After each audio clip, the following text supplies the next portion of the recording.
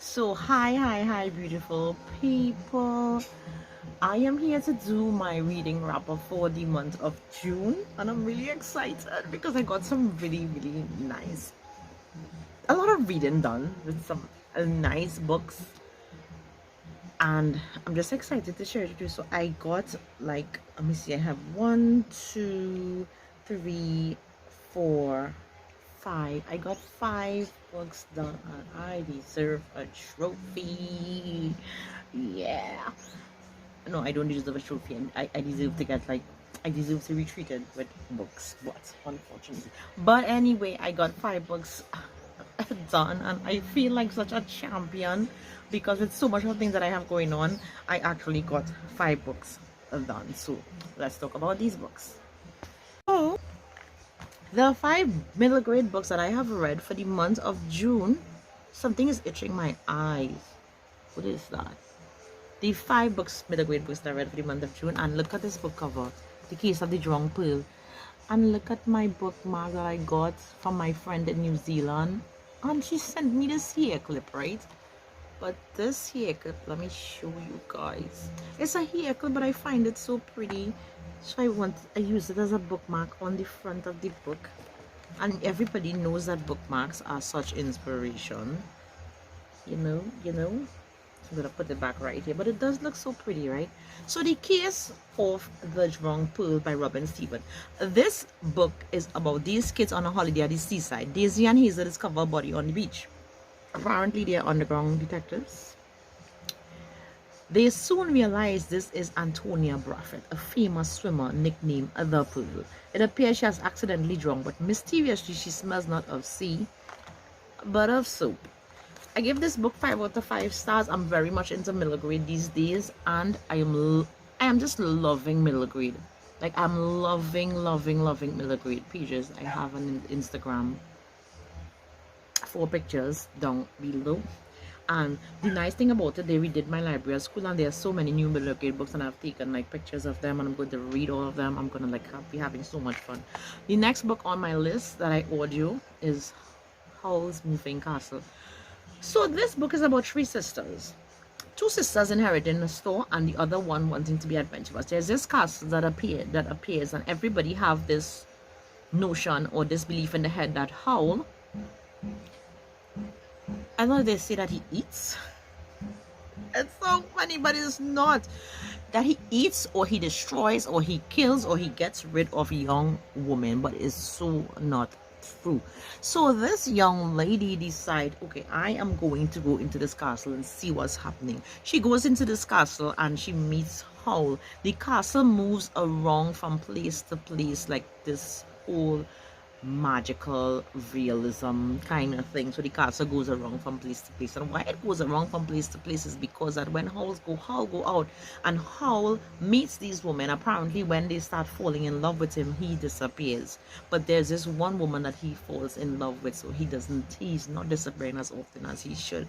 But in the end, Howl's moving castle, along with this young girl, he falls in love with her. She has done what no other girl can do to Howl. And for example, when he comes home and he throws a tantrum, and he goes to bed, and he comes out, and he has this whole tantrum and talking about how his hair look and how his skin look, and doesn't like it. She pulls him up and she's like, what is wrong with you? There's nothing wrong with you. Behave yourself, XYZ, blah blah blah. And she gives him a good mouth whipping, and he calms down. She calms him down. But in the end, she ends up with him, and because there was a spell on him, and there was a spell on her where she had gotten old, but everything comes so nicely together at the end. Yeah, I'm gonna buy this book. I give this book 5 out of 5 stars. I love it. I love that book. The Great Train Robbery, and this book is by P.G. Bell. The Great Train Robbery is a book. It comes from the book The Train to Impossible Places, and we know we have Susie. So Susie is on this train now. Susie is working with the post office, because you'll remember in book 1, if you have read book 1, that she gets her badge as a post person, and she's on the train, there's a robbery, and etc. But it's so much adventure. It's so much adventure. It's so much, it keeps you on your toes, and I give this book 5 out of 5 stars. You go, P.G. Bell. I don't like giving the endings of books. No. The other book, oh my god, you guys, the other book is Charlotte Webb. I reread, something is in my eyes, and I'm not sure if this is the mascara. Like, I'm not sure, but anyway. Charlotte Webb and Wilbur. Oh my guys, oh my gosh, have you all read this book? If you haven't, please, like, I beg everyone to read this book. So it's about this young pig, and you know, he was born kind of weak, and this girl who lives on his farm with her father, you know, she begs her dad, you know, do not get rid of the pig. She takes the pig and she takes care of him, but then the pig gets really miserable and he gives it away to somebody else who's a neighbor, and she gets to visit this pig. But while the pig is there, you know, come like this pig, the pig runs the farm, you know.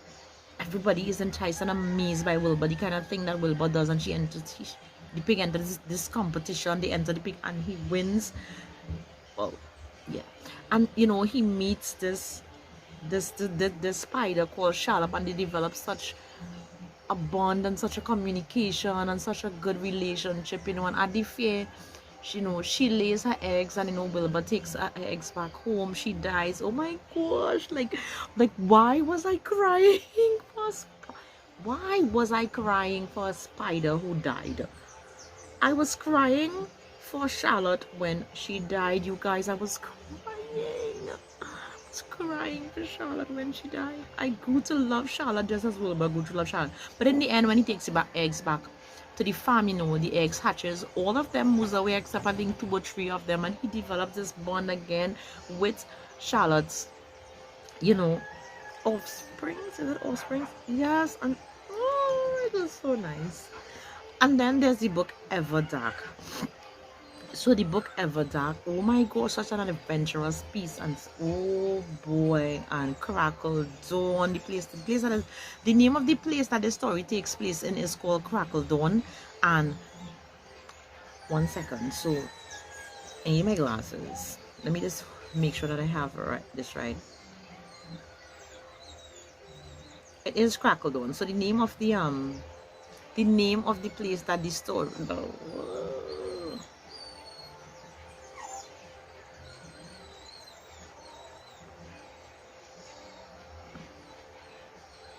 Oh my, did I put Everdawn? I put Everdawn. It's Everdark. I don't have my glasses like why there. So this book was written by Abby Alpine Stone, and the dog is smelling her food cooking, so she is like going crazy because her food is cooking. I don't have my glasses. So right, so this book, so it is midnight in Crackle Dawn. A midnight full of magic. Sea dragons stay in the depths of the ocean. Silver whales surface beneath the moon and sand. Goblins line the shores. Everyone is waiting for the phoenix, the guardian of the kingdom's magic, to rise up from the forest of Everdark. But there is no sign of the phoenix tonight. Something else surges out of Everdark instead. A harpy